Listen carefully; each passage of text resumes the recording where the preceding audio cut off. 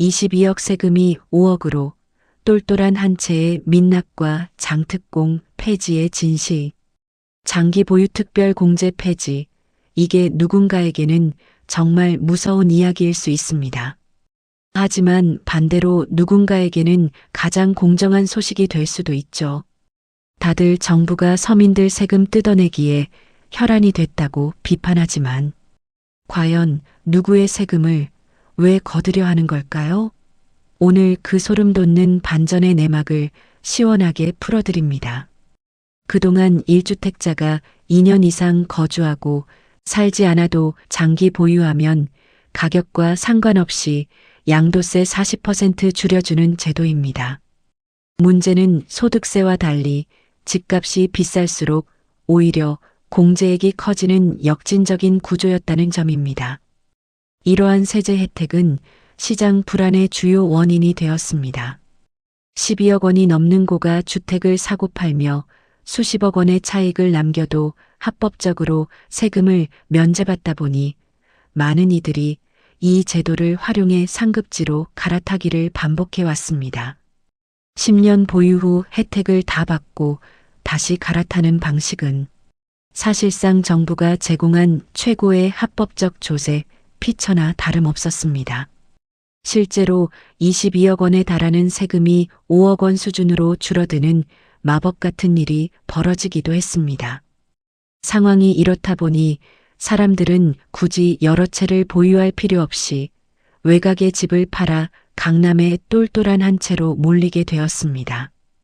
결국 비싼 집일수록 오른 만큼 혜택도 더 커지는 구조 속에서 강남 집값은 잡을 수 없는 괴물이 되어버린 것입니다. 그래서 어떤 사람들은 살지도 않으면서 집을 여러 채 보유하고 차익으로 돈을 벌어왔습니다. 이 과정에서 무주택자나 실수요자들은 점점 집을 사기 어려워졌습니다. 결국 누군가는 앉아서 수십억 벌고 누군가는 평생을 일해도 집 한 칸 마련하기 힘든 현실이 된 겁니다. 그런데 장기 보유 특별 공제 개편 논의를 두고 일각에서는 거주의 자유를 억압한다는 우려를 제기합니다. 하지만 이 논의의 본질은 세금 문제를 넘어 우리 사회가 추구해야 할 과세의 형평성에 있습니다. 지금까지의 제도는 실거주 여부와 상관없이 보유만 해도 막대한 양도세를 깎아주는 구조였습니다. 예를 들어 20억에 산 집이 10년 뒤 50억이 되어 30억의 차익이 생겨도 단지 보유했다는 이유만으로 12억 원이라는 큰 금액을 공제받습니다. 땀 흘려 번 근로소득에는 엄격한 잣대를 대면서 앉아서 번 불로소득에는 오히려 더 큰 혜택을 주는 셈입니다. 이러한 구조가 결국 똘똘한 한 채로의 쏠림과 집값 폭등을 야기했고 그 과정에서 소외된 청년들은 영끌과 빚더미라는 고통을 떠안아야 했습니다. 우리가 알아야 할 핵심은 분명합니다. 이번 논의의 방향은 실거주자가 아닌 비거주 보유자를 겨냥하고 있습니다. 살지 않고 보유만 하면서 얻는 이익에 대해 제도를 손보자는 데 있습니다. 투기가 아닌 거주가 목적이라면 두려워할 이유가 전혀 없습니다. 오히려 보유 공제 대신 거주 기간에 따른 인센티브를 확대한다면 한 집에서 15년, 20년 오래 사는 실수요자들은 지금보다 더 많은 혜택을 누리며 주거의 안정을 찾을 수 있습니다. 물론 정책에는 여러 목소리가 있을 수 있습니다.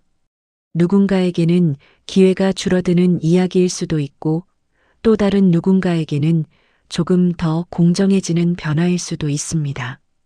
하지만 이제는 누가 진정으로 서민과 실수요자를 위해 말하고 있는지 냉정하게 바라봐야 합니다. 법만큼 정당하게 세금을 내자는 이 상식적인 제안은 열심히 일하는 사람이 자포자기하지 않는 세상을 만들기 위한 첫걸음입니다. 부동산이 투기의 수단이 아니라 삶의 터전이 되는 세상, 불공정이 사라지고 노력한 만큼 보상받는 세상을 꿈꿉니다. 정책의 흐름을 하나씩 알아가다 보면 우리는 남의 말에 휘둘리지 않고 내 삶을 위한 올바른 선택을 할 수 있게 될 것입니다. 공정한 기준 위에서 모두가 함께 잘 사는 미래, 그 희망을 놓지 않고 함께 만들어 가야 합니다. 마리옹기입니다.